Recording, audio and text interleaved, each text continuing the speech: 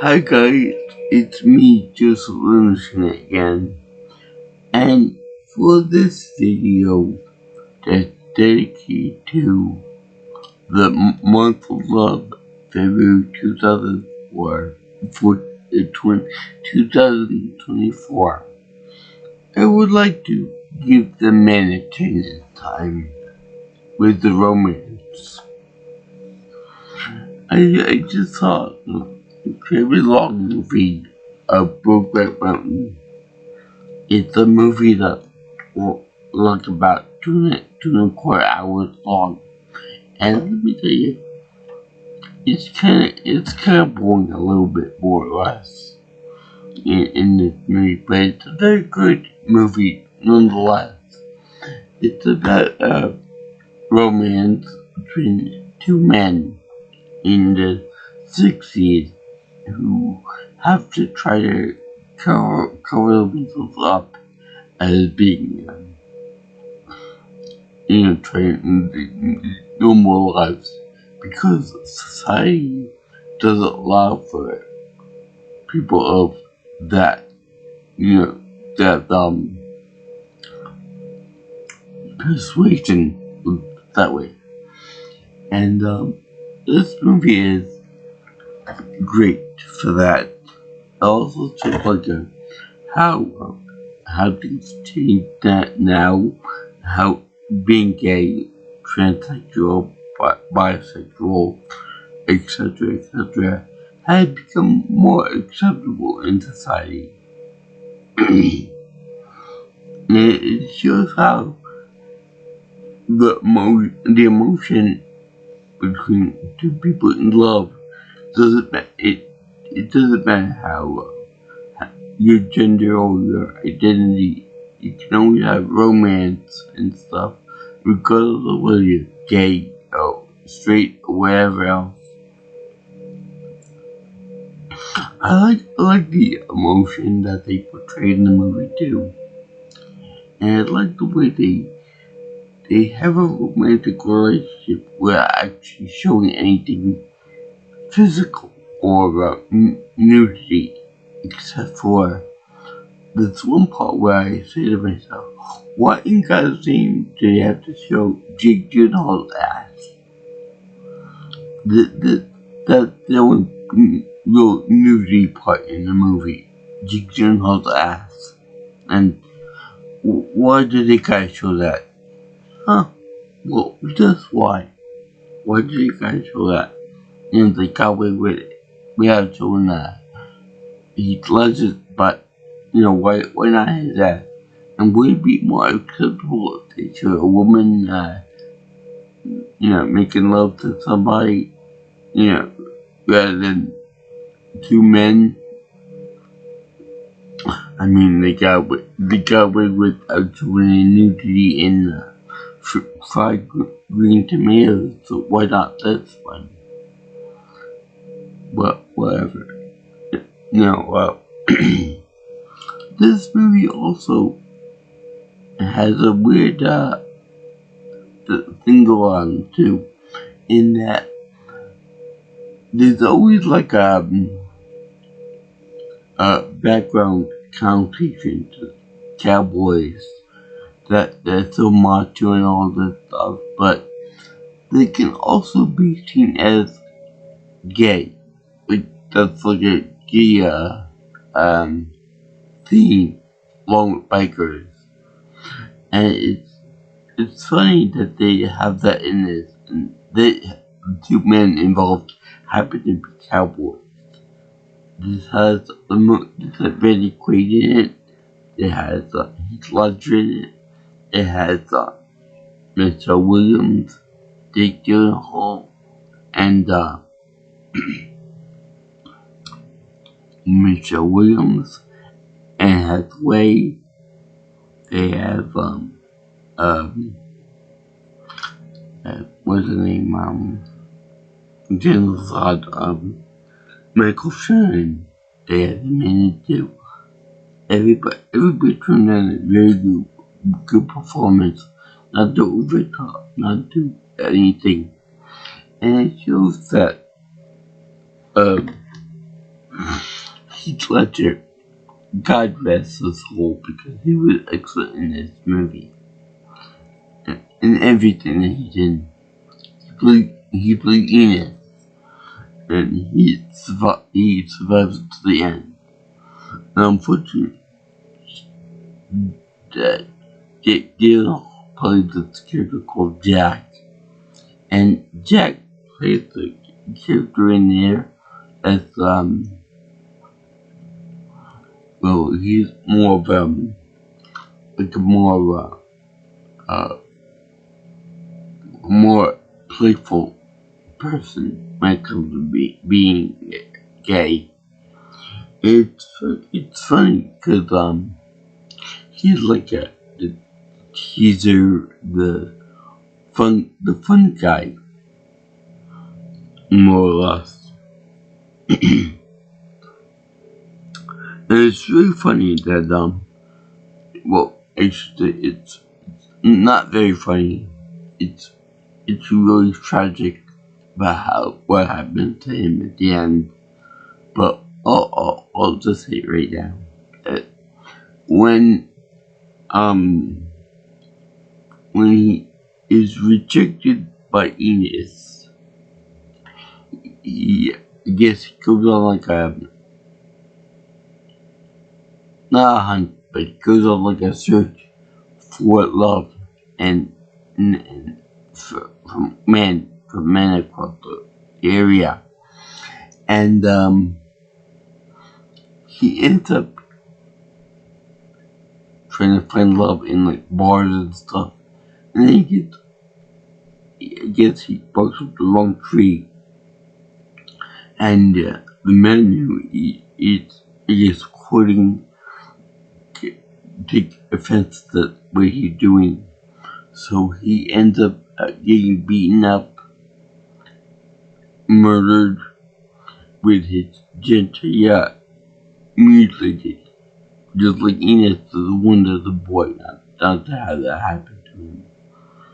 So it was more or less like a cautionary tale type of thing. But the funny is that this stuff really does happen. I'm sure not so much now, but it really does happen like that. For example, I know this Japanese girl who I thought was a woman. I thought was a cute woman, but it turned out no, she wasn't a woman. She was a transgender person, but she didn't want to reveal herself to anyone that she was the real, that she was what she was, and she was afraid that this would happen to her, that I would find out about it. I would be angry. I would want vengeance for violence to be for her, and then she would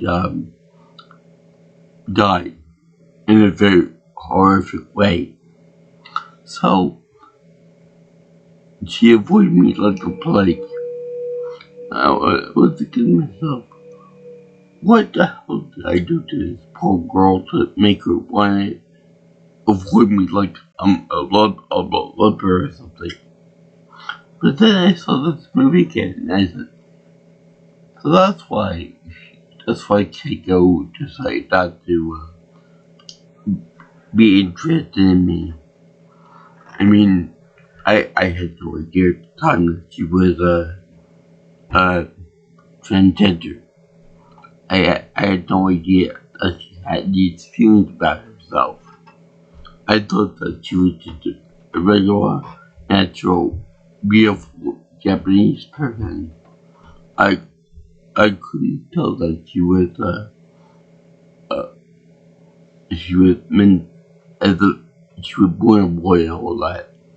So I was completely unaware of this.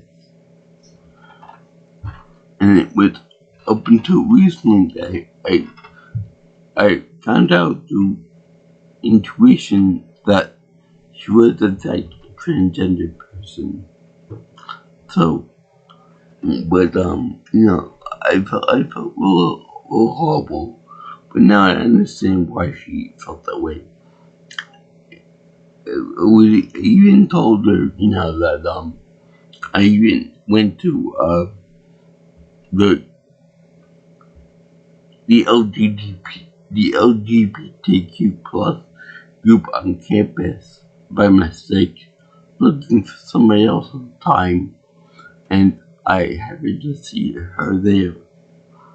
But she didn't want me to know that it was her, so she covered her face, looked down a book she was reading, and didn't want to know I existed. I talked to somebody else over there, and he said, I support everything that you do. I support everything that you stand for, your group. I would join, but I have to go. I have to go do my homework. And then later on, when the last day I was on the stupid campus, I was over there and I saw Keiko over there in the library. So stupid me, I decided to go over there and talk to her. Catch about all kinds of stuff. I realized that she was transgender, so she was just another woman. So, I go over there, she's covering her face like this. Even though she never saw my scooter, she could recognize me from the distance of like 20 some odd feet. And she knew right away. I don't want to talk to that guy. I'm petrified. I'm scared of this guy, all this stuff, because I was interested in talking to her. Even before all the romantic crap came out and stuff. So she was she still recognized that the supposed threat that I posed. And no, this was before I was big and bulky, so it was pretty unintimidating. But yeah, even today, this threat really does exist for them, for transgenders and for gay people. From countries, I'm sure that's worse because they're more conservative, more traditional than here. So over there, it's like more of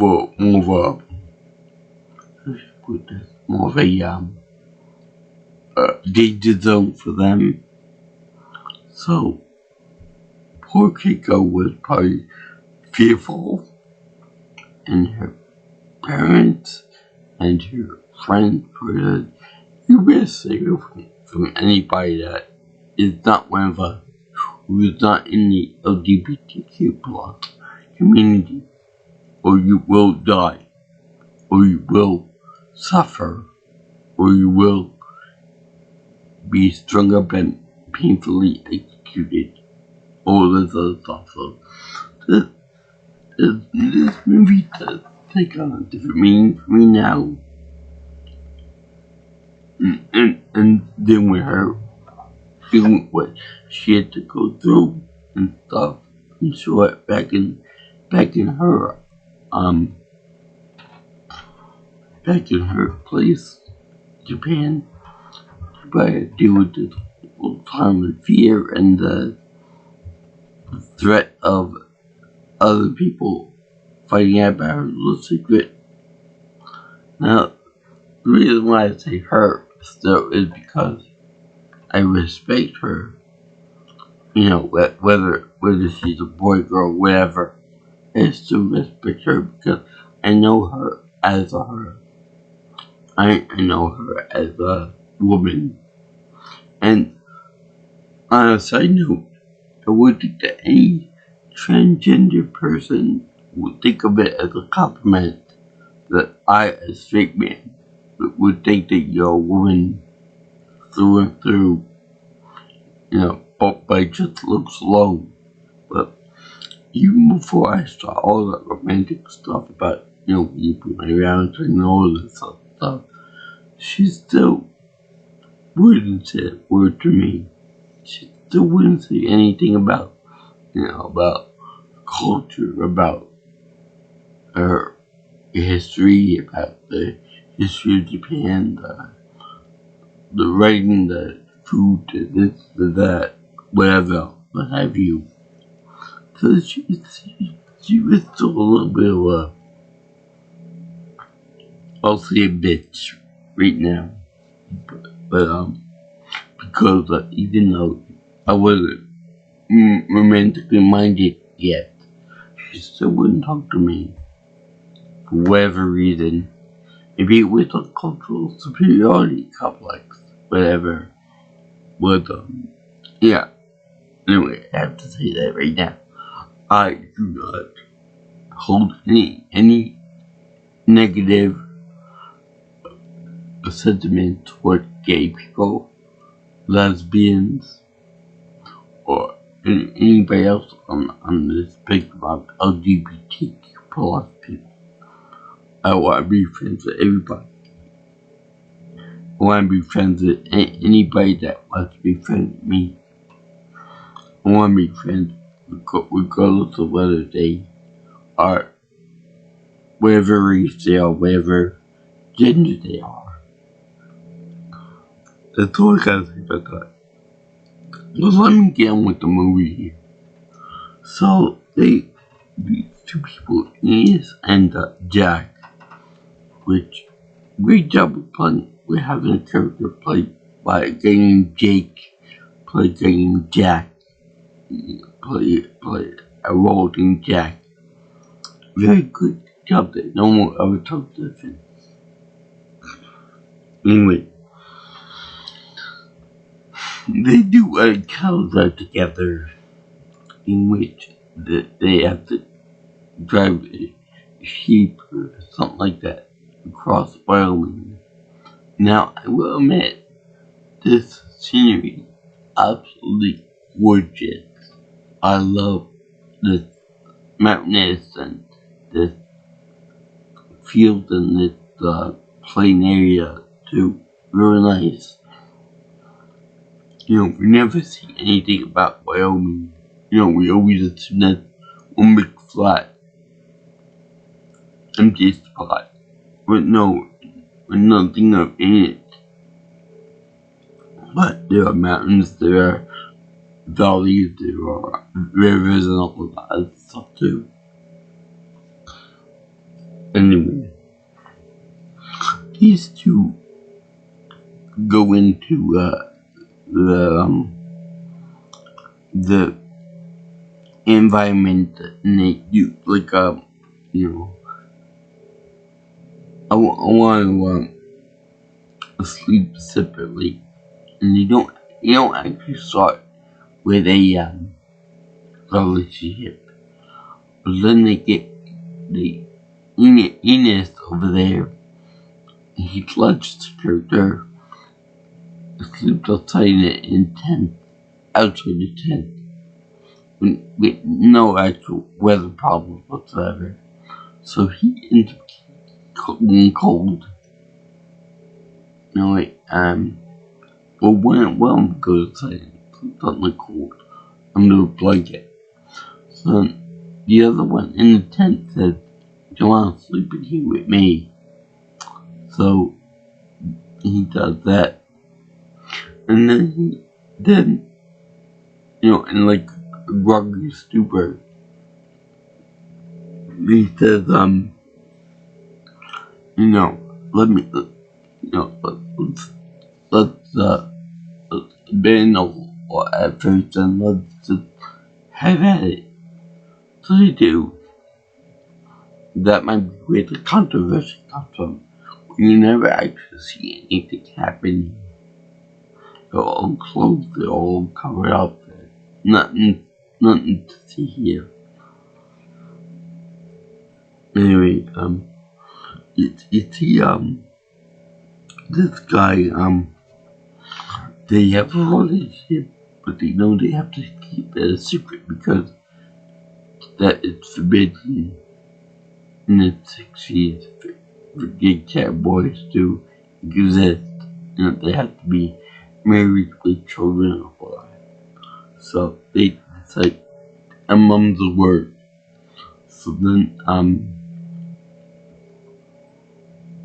one of them gets fired from the job because he meets with the boss, Brokeback Randy Quake, and accused that of something to do with the dog and the sheep and stuff.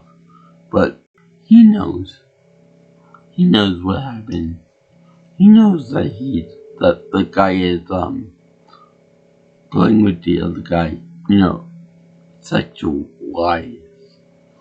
So he puts a stop to it. He fires the guy unfairly, and you know, then they end up meeting back at Brokeback Mountain like every couple of years or every couple of months, whatever the case is.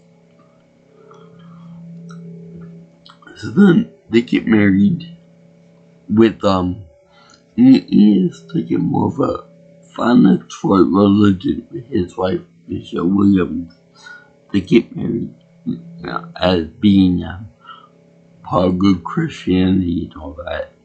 They have 2 kids with each other, and then later on we find out that Jack also gets married to Anne Hathaway, and he becomes a more modernized, more rich combine equipment salesman where he just does like forgot what he did, but let's pay in more religion, you know, more you're going to hell if you're gay and all this stuff. Now, it could be said something about that the lifestyles are different and therefore the gay is kind of set apart and stuff, but I love the way they have this movie as being like I like the way you have this movie as being that society expects something of men, and that men who are attracted to each other can't fully embrace that because of society and stuff, and that they burn to be with each other. Like you know, a man and a woman, but this time it's a man and a man. So it's fun.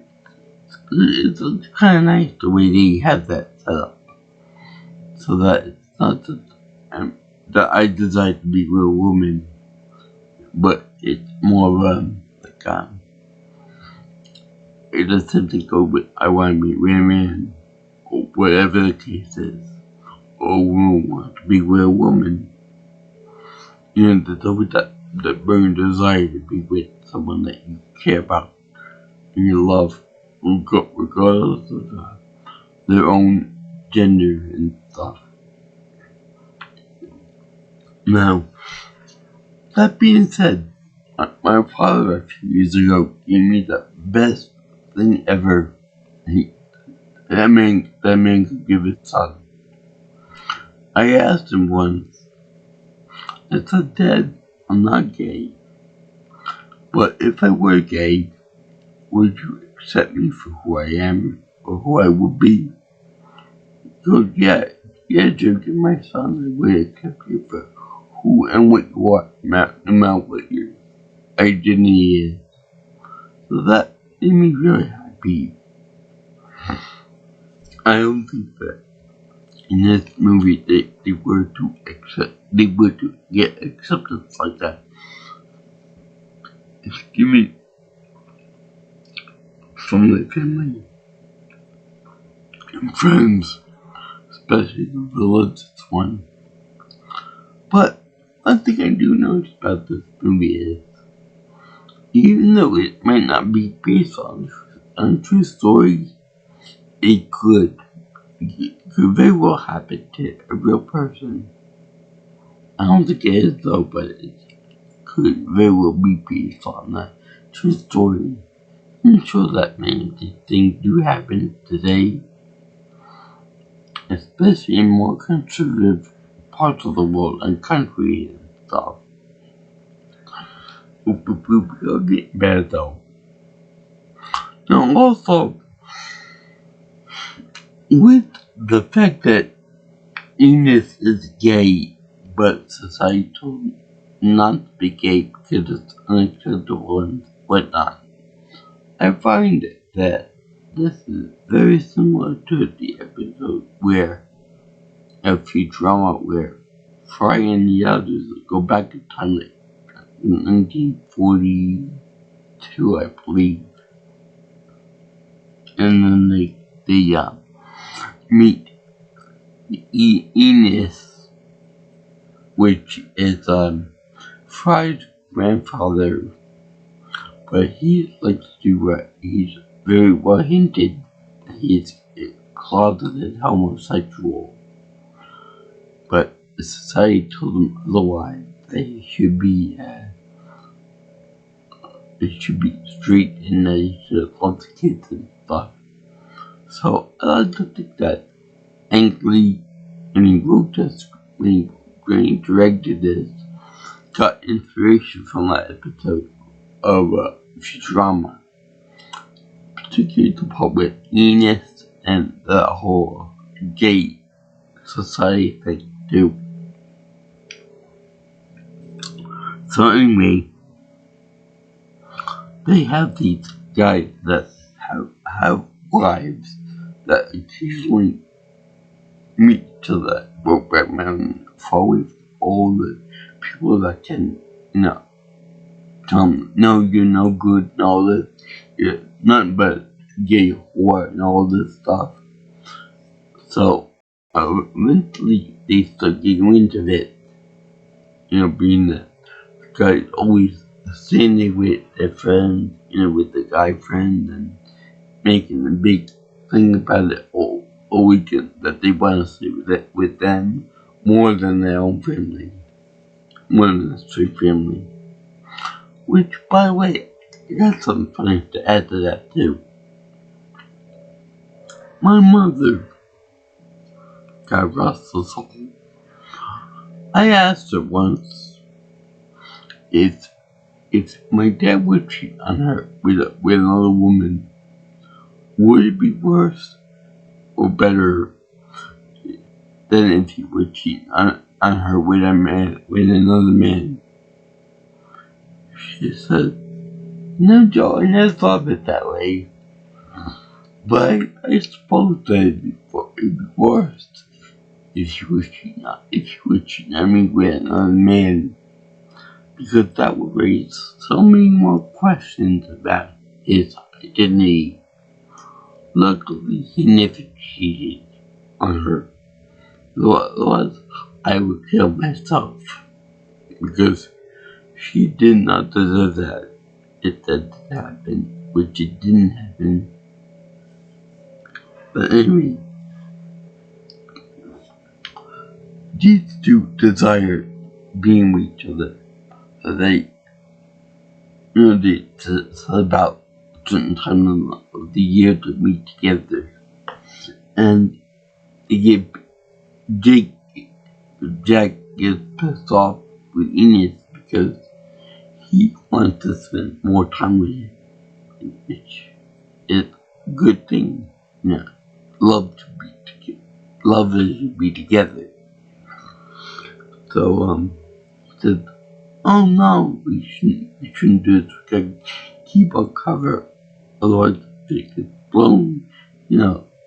Bad things come about as we take with Jack, making children and stuff." So eventually, their marriages fall apart,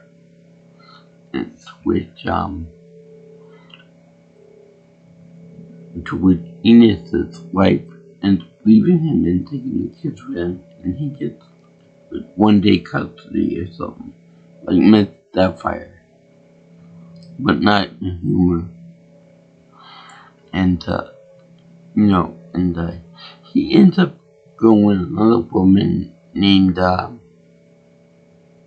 forgot her name, but she ends up being very forward and asks him to dance with her. Fine, but then he asked her for, she asked him to give her a foot massage right there on the dance, right there on the table, and this and that. So I'm like, okay, so he does it. Then he ends up going with her, much to his own kid's disapproval. Which, yeah, I could see that happening. Now, what's his name? Jack gets pissed off at his father-in-law for wanting the kid to watch TV.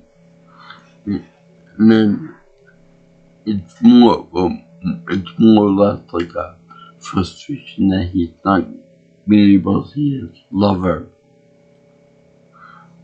He's such a nice person and stuff. Now, the next part is that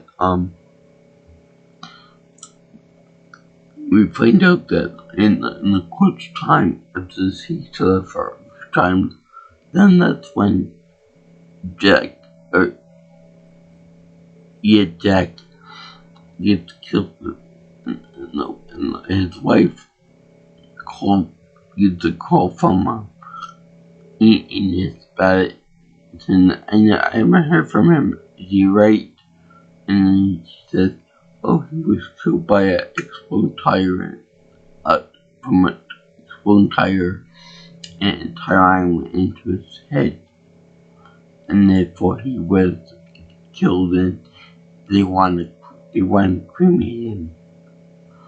So now we find out that he was murdered by the guys, probably at a bar somewhere, and he was genitals and mutilated in the process too. And I feel sorry for anyone that went through that. Anybody knows anybody that went through that. But yeah. So what happened was Ines go to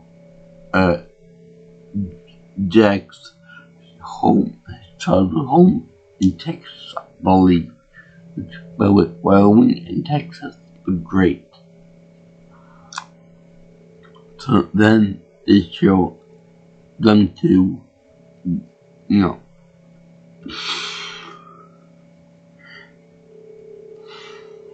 then they show Ines talking with his folks about where his party ashes will go.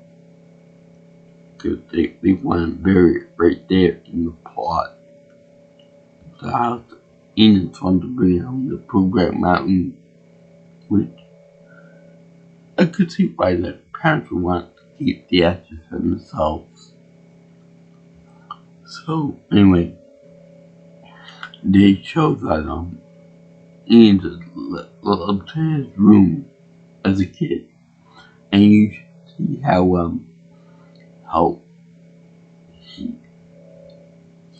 he loves clothes. He sniffs the clothes. Most will do this as like a, oh god, he's sniffing clothes. Oh, that's disgusting. He's sniffing a dead man's clothes, or clothing, but it's really not, because I'm sure that my father did that when my mother was recently deceased. He probably spilled old clothes in the closet because he misses that smell, her smell. He misses her regardless of whether she was a man, woman, whatever else. She was a woman, by the way, but I'm saying that the feeling, the feeling that they wanted to be brought back is still strong. It still is today, nearly 5 years later. So, I probably would do the same thing if I had the opportunity to do so, but in my bureau, I still have some clothing for myself. I don't sniff it or anything like that. Just for memory purposes, I had it there. It ain't going anywhere anytime soon. There's whole truth to the clothes that she made me herself, and the blanket she made me, and also the quilt too that she made me.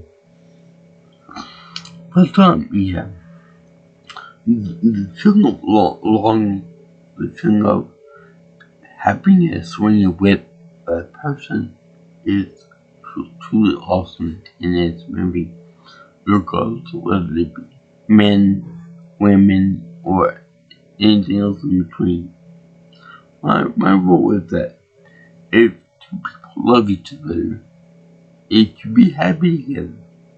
If they're of consenting age, over 18 in this country and other countries, not hurting anybody or any other animals, let them be happy. Let them be miserable under the yoke of marriage together. Whether they be gay, lesbian, whatever else you can pick up. But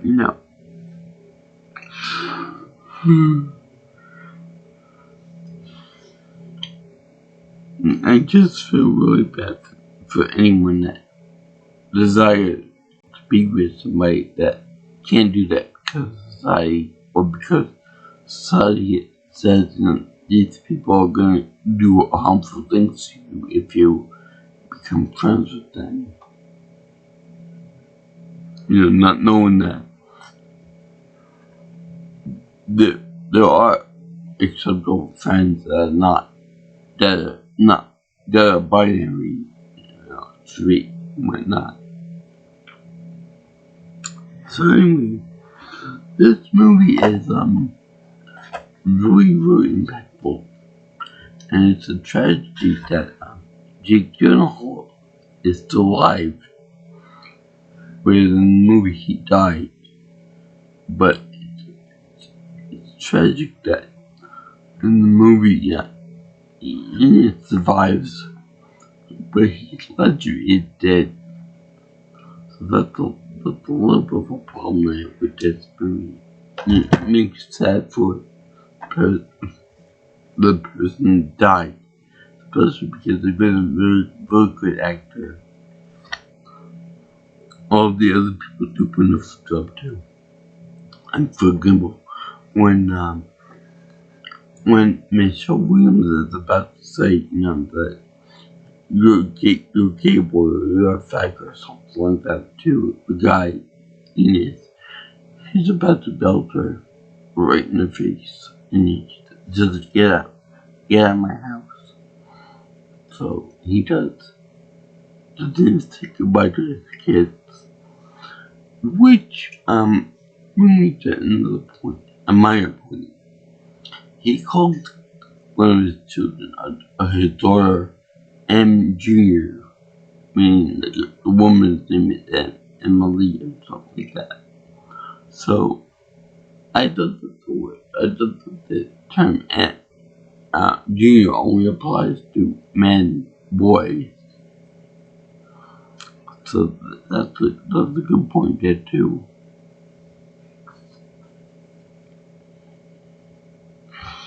So I thought that was good. What do you guys think of this movie? Do you guys like Brokeback Mountain? Anyway, did you guys probably imagine I would give this movie a happy face silver pole, because just so awesome and so good, so romantically involved with this movie. I love it. And I'm sorry if I had to bore you guys with my talk about my Japanese acquaintance side, if you will. But yeah, just mentioning about people who are in the LGBT+ community. Now, I did have I'll sit for this day, but on a good note, I support any group that supports gays, transgender, bisexual, whatever, what have you.